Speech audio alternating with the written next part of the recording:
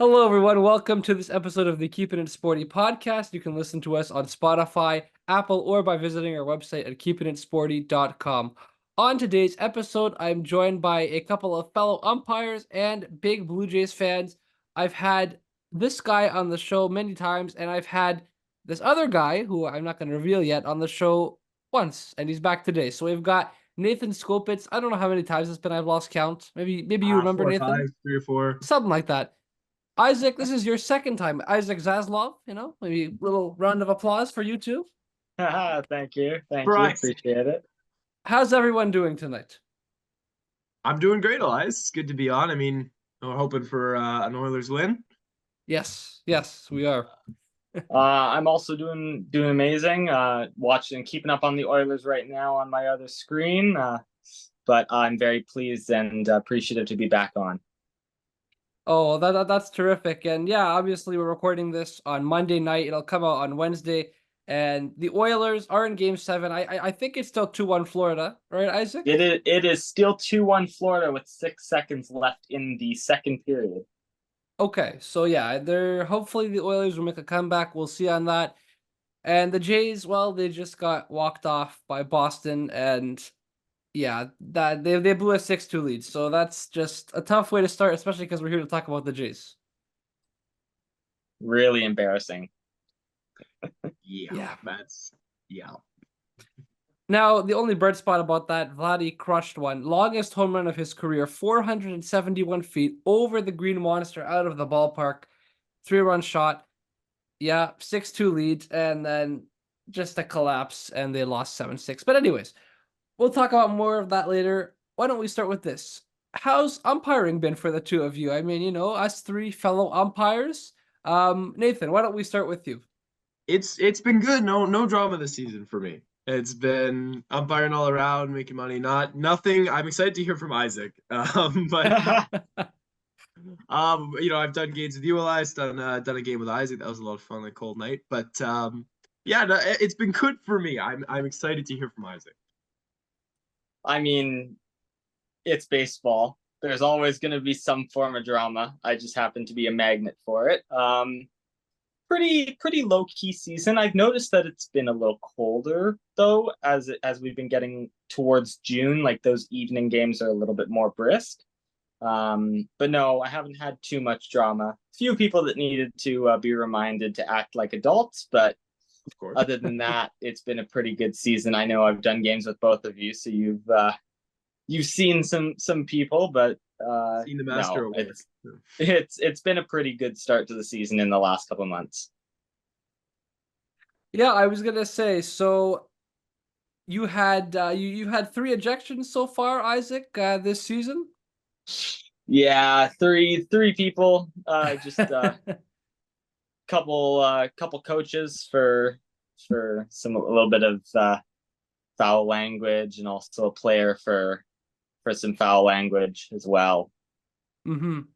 Yeah, it happens, I guess, right? It's stuff that has to go on sometimes. People get a little bit out of hand, and Isaac, you're always there to put them in their place, right? Unfortunately. Yes. Yeah, definitely, obviously. But it's good you're able to do it, right? Of course. Of course. But it would also be nice if some coaches manage their own behavior. Yes.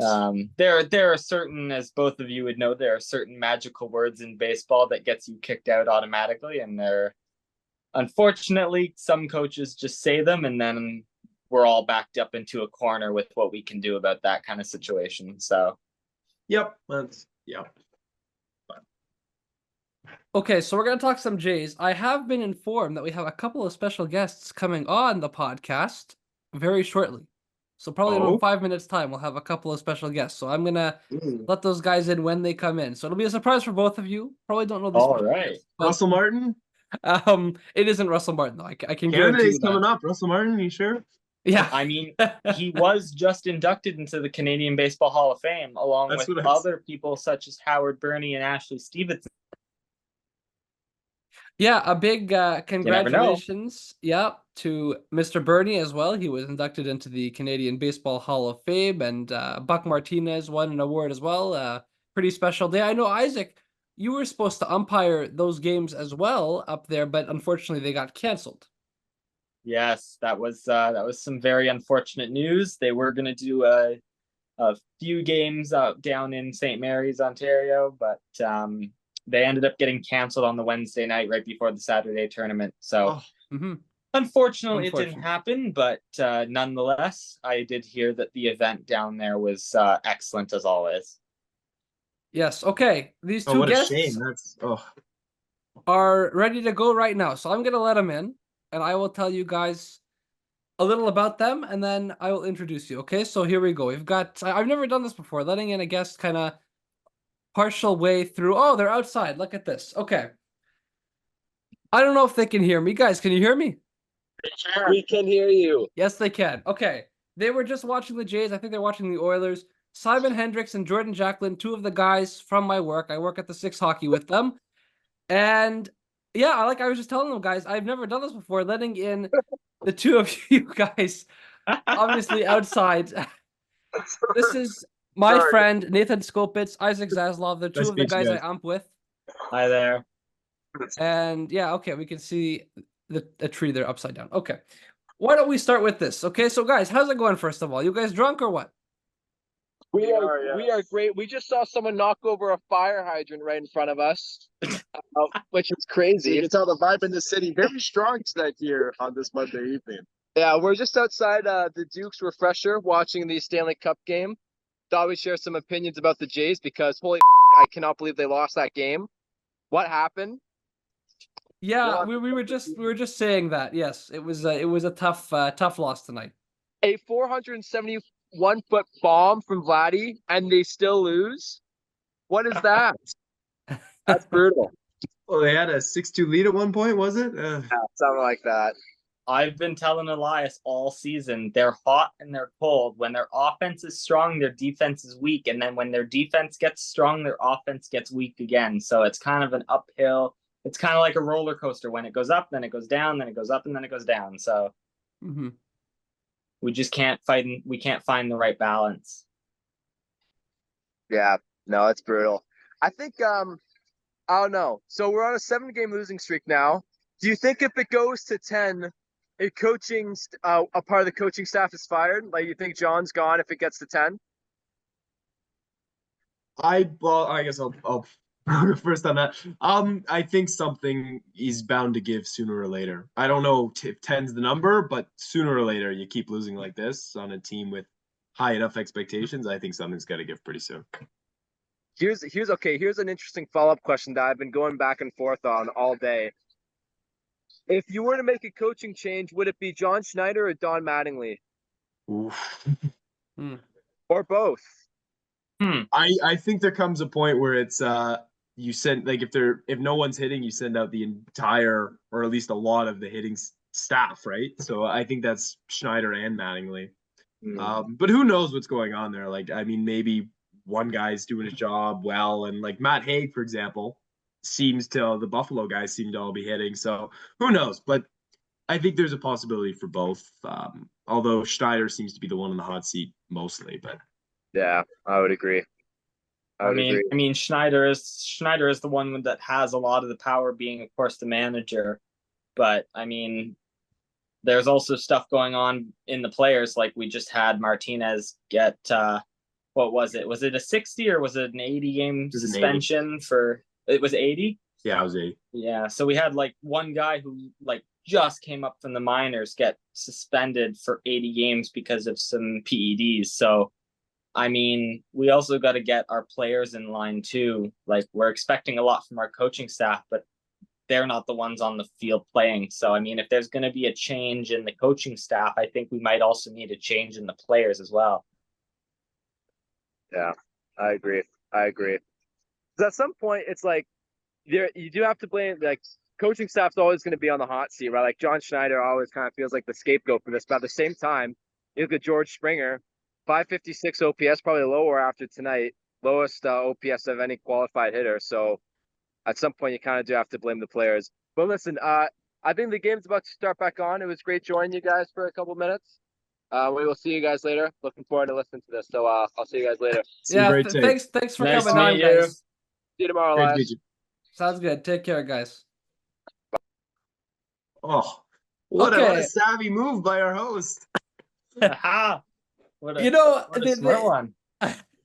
they kind of took over there a little bit. They started hosting for me. I was just sitting back and I was like, okay, you guys go ahead, you know? Keep on the Oilers game, relax, you know.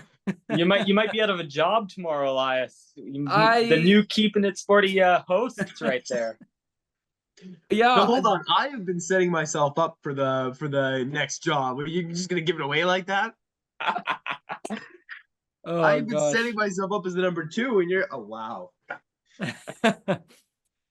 Well, anyways, okay. I mean, you guys pretty much spoke about stuff that I want to talk about, which is great. But okay, why don't we backtrack just a little bit and kind of look at this from an overview, right? Starting even before the season. We had the Ohtani Plane Watch, which Ohtani panel, if you want, check it out. Nathan, you were on that as well back then. And we had, I mean, we thought this front office was going to do a lot more than they actually did. And they Yeah. didn't. So you kind of set yourself up for similar results as last year. And now we're seeing it's gotten worse. So, I mean, how have you guys viewed this Jays season so far as a whole? Oh, I guess I'll go first. And then Yeah, go ahead. not well. I think from the get-go they didn't make the improvements that I think a lot of the fans were hoping for from a team that fell short in the wild card. I do think they made some savvier moves. I liked the IKF signing, for example. I thought he was a pretty good replacement for Matt Chapman, but you still lost Matt Chapman. You still lost Hicks. You still lost more than you got, even if the replacements were savvier moves and sort of moves that I could get along with. In my opinion, the team wasn't improved substantially, or even some could argue at all. So from the get-go, I think they weren't setting themselves up for success or an improved record. Yeah, I mean, I'm just looking at it on the screen now. After tonight's game against Boston, we're now 35 wins to 43 losses. So, and like Simon mentioned, that was what, our 7th game in a row loss. So, I mean, they're not doing too hot. And like again, like I mentioned a couple minutes ago, it's like a roller coaster. Like we get really, really pumped up and we start to win, and then all of a sudden we do this and we get on a losing streak. So I mean, I've gotten to the point, I think, of watching the Jays this year where once we get down, I kind of just turn it off and I go, I can't watch it anymore. You know, I feel the same way. I mean, nowadays the other team, whoever their opponent is, goes up 3-0, and you're like, okay, well, maybe they'll get a run. That's it, right? I mean, it's just the offense isn't there for the most part. The pitching, the starting pitching has been pretty good, more or less. And then the bullpen, just the injury stricken, if that's the right word to use, right? They've just had a lot of injuries, a lot of key guys, especially, go down.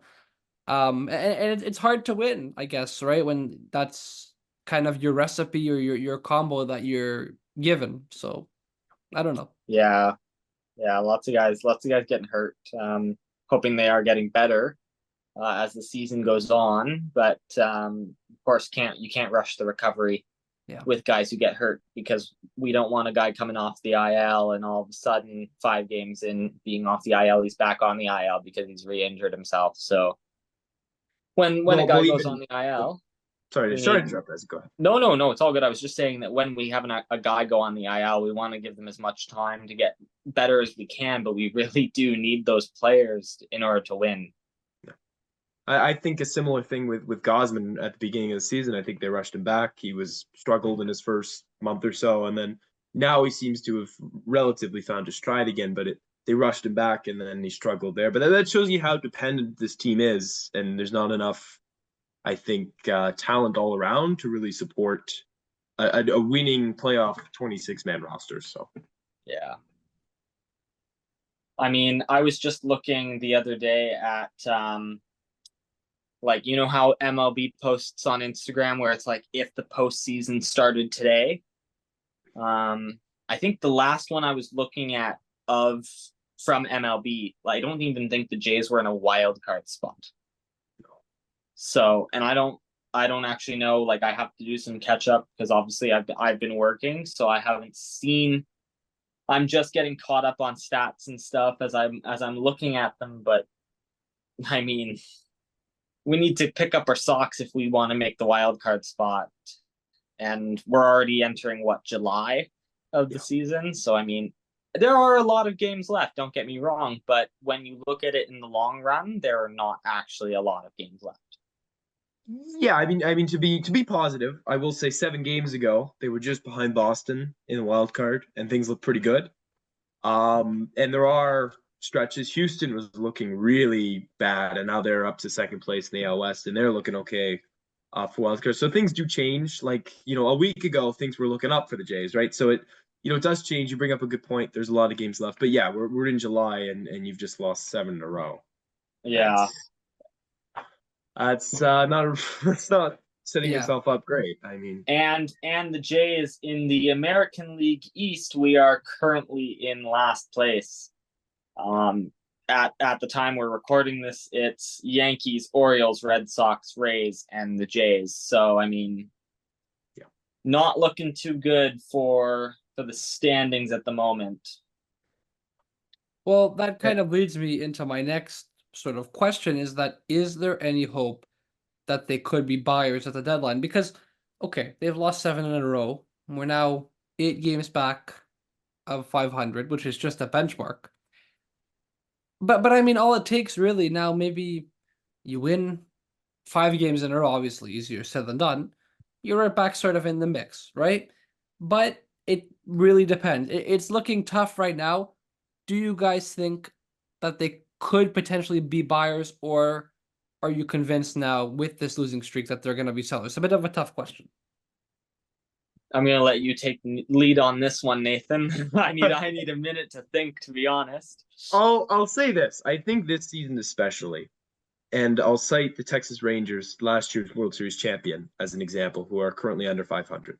Good teams with talent, and the Rangers are certainly a very talented team, will fall under 500 and will fall on hard times, but they still have potential to win, and it takes one spark plug to reignite, and suddenly they're a lot better. For the Rangers, it'll probably be Max Scherzer, who's about to come back, or maybe he already has. He was days away, but I can't remember if he started on Sunday or not. But my point is, it takes a little bit. So it's not crazy, I think, to justify standing pat or buying. But, I think it would be unwise not to consider selling the way they are at the standings, the way this season's gone. There's guys like Kikuchi on the last year, just guys like that have a lot of value. I don't think you have to maybe completely fire sale things. You still have a lot of long-term commitments, but you definitely, I think it would be unwise not to consider selling as an option at this point, the way they're playing, and certainly buying, I think would be a bad decision. Yeah, I mean, I would like to see. I have some hope that we'll get a little bit better, but I mean, honestly, Nathan, you just covered everything that I was going to talk about. So I mean, I have nothing extra to add on other than I have some hopes and dreams that we'll get better. Yeah, I mean, with this offense, I mean, look at Horwitz, what he can do, and then he starts hitting, and then suddenly their offense looks a lot more formidable with one more guy. So you could say, from that perspective, like, you just get one hitter or one reliever, and suddenly you're a lot better, and you get Garcia and Romano back, and suddenly you're looking a lot more formidable. But you just, the way things have been going, and it's not like they have much prospects to buy with either. And you look at Arelvis now with the suspension. There's not a lot of position to buy. There's not a lot that they can't buy with, and then to justify it at this point seems, you just really can't, right? Isaac touched on it too. I mean, Yeah, I mean, it's really, for me, my heart says buy, my head says sell, right? Because obviously it's going to be tough to see the Jays without a playoff run this year. Even as short as the last few years have been, playoff run wise, I still think it is a better thing to sell just because if you are gonna buy, I mean, you're buying for what? Even if you end up in the third wild card spot, you're most likely going to play Baltimore or the Yankees or a team like that, where it's like, are you going to beat them in a 3-game series? More often than not, you're going to say no, right? As much as you want to cheer for the Jays and you want them to do well, it's just you look at the matchups and they're definitely not favoring the Blue Jays. So Yeah, we'll it's see what just happens.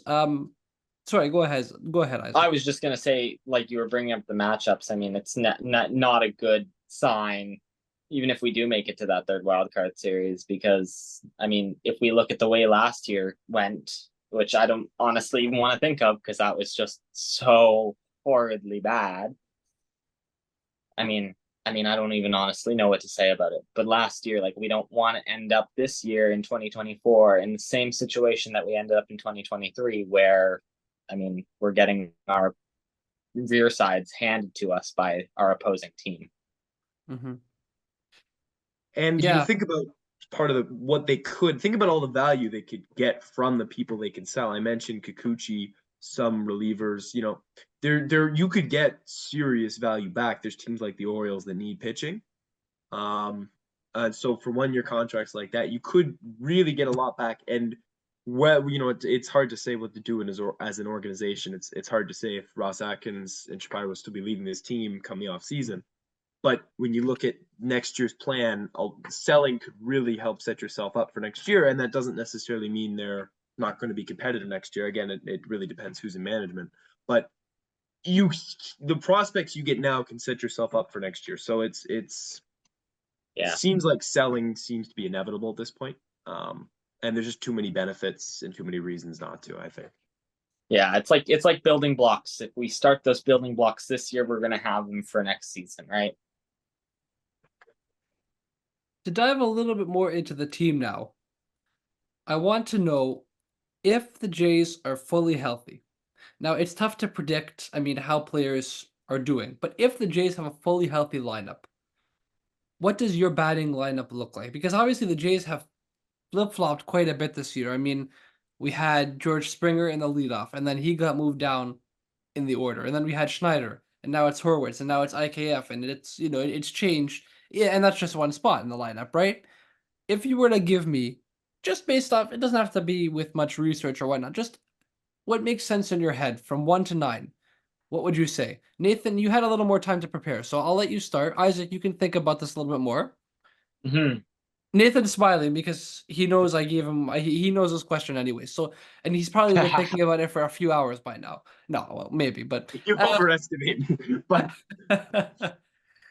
so it's a good question. I think it comes down to we talked a little bit on the phone before this. Do we really know if people like Bichette and Springer are fully healthy? Because obviously Bichette's been struggling all season. He just went on the IL, but was he dealing with an injury for a few months that was really making him struggle? Probably, right? I think, or maybe not probably, but I think there's something off because he's such a good hitter to then struggle the way he has is uncharacteristic. I think you could say that about a lot of this team, unfortunately, the way they've played this season, right? Kiermaier, I think he had a couple injuries. He was dealing with some stuff too. He probably never got back to 100%. So there's a lot there. But I would say I like IKF, honestly, at the top of the order. I think with the way the offense has been lately and how anemic it's been. I think Horwitz is really good up there. I think you can put David Schneider has a lot of swing and miss in his swing.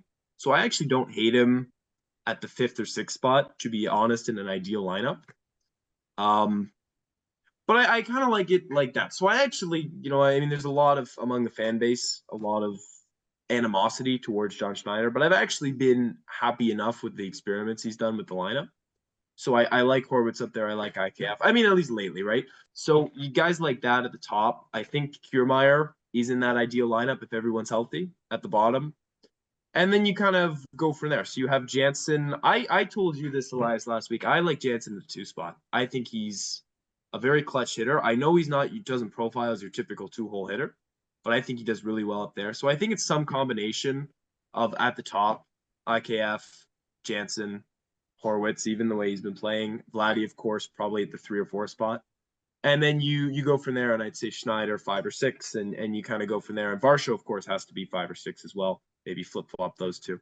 But I would structure it like that, and then you have defense at the bottom of Kiermaier. I've been rambling on, so I'm sure Isaac wants to jump in, but Oh no, I was just gonna say I'm with you, Nathan, on this one, because I mean, I remember from last season Dave Schneider being pretty hot at the start. But I agree with you right now with him being in the 5 spot. I agree as well with Vladdy being in the 3 or 4 spot, because I mean, come on, like a cleanup hitter who just hit a 470 foot or 471 foot bomb, like I have no problem with that in the cleanup spot, right? It's hard for me to say who I would want in that 1 spot and 2 spot. To be honest, like if we were, as you mentioned, 100% healthy, I mean, I wouldn't mind actually seeing Springer back up in the 1 spot, but I mean, that's with his current numbers not going to happen, of course. But like if we had 100% health with the entire team roster and we had good numbers with everybody, I would like to see Springer in the number 1 spot. But at the moment, I mean, we're working with what we can, right? So, I mean, IKF, I think, was a fantastic signing when it came to a team decision. I don't know. When did he bat did he bat in the 1 spot recently? Yeah. Okay. I mean, again, like I was saying, like what we're working with right now, like, I mean, IKF is pretty okay. But again, my hopes and dreams are if Springer can get back up in that 1 spot and start the fire for the team. Mm-hmm. Yeah, I mean, to that point, Elias was ready to jump in there, but I'm gonna steal the mic from him for a minute. But Go ahead. Yeah, Bichette is too good a hitter not to be in the top, at least the top 4. I liked in 2021 kind of era when he was hitting 1-2. I thought he was really good up there. Mm-hmm. And then as sort of they moved towards pitching and defense and run prevention, he kind of fell down to the 4 spot. But in an ideal lineup, I think he profiles really well as a 1 or 2 hitter. And then Springer, again, a perfect ideal, the way we know we can hit Springer would go 1. And then you'd have Springer, Bichette, Vladdy, even like a Springer, Bichette, Vladdy, even Varsho at the 4 hole, Jansen 5th, Davis Schneider perhaps 6th, then Horwitz is in there too, the way he's been hitting. Suddenly that's a pretty relatively formidable lineup. Like it's not going to compare to Aaron Judge, Juan Soto, but it's not too shabby, right? If everyone's hitting the way they can. So, yeah. And then, you have Kiermaier down below at 9. So if everyone could play to their potential, this offense isn't that bad. So maybe it comes down to coaching. Maybe it comes down to misevaluation of players and just Springer's past his prime. I don't know. Something I can't explain why Bichette isn't hitting, but it comes down to maybe it's the roster, maybe it's his team, maybe it's injuries. I don't know. But if everything was ideal, I really do think they have potential for a decent lineup. I don't know. Why don't we close with this? Because we've got just over 4 minutes left. Real quick from each of you. Who do you think is going to win the World Series this year? Ooh, that's a deep question for 4 minutes, Elias. That's a deep question. I was debating whether or not I should ask, but I said, you know what? Why not? Let's put it in there. Even if it's something quickly off the top of your head. Nathan, what do you think? I'm Jays fan, so it pains me to say it. You're gonna say the Yankees, right? I think it's tough when you look at how good their pitching staff is. Cole, Heel, Rodon, like it's so deep. Mm-hmm. Their 6th starter, Cody Pota, was doing really well when Cole was like, it's ridiculous. Then you look to their offense and you see Judge and you see Soto, and they might be the 2 of the best hitters in baseball. Ohtani's got to be in that top 3, but it's like they're so good. And I know it's kind of cheap to pick the best team in baseball. They'll win the World Series, but I really do think it'll be the Yankees at this point. That's fair. Isaac, what do you think? I'm also as much. I mean, I know my grandmother, rest her soul, but she was a big Yankees fan when she was alive. And I personally absolutely despise the Yankees, but with how they're playing at the moment, as I'm looking at it right now, they're 52 wins to 28 losses. And like Nathan was mentioning, they've got Judge, Soto, all those big guys. I mean, it's kind of looking that way. But to be honest, to jump back to how our off season was, like if we look at how much money the Dodgers have been spending on their players, like they now have Ohtani and all these other guys that they've spent a lot of dollars on.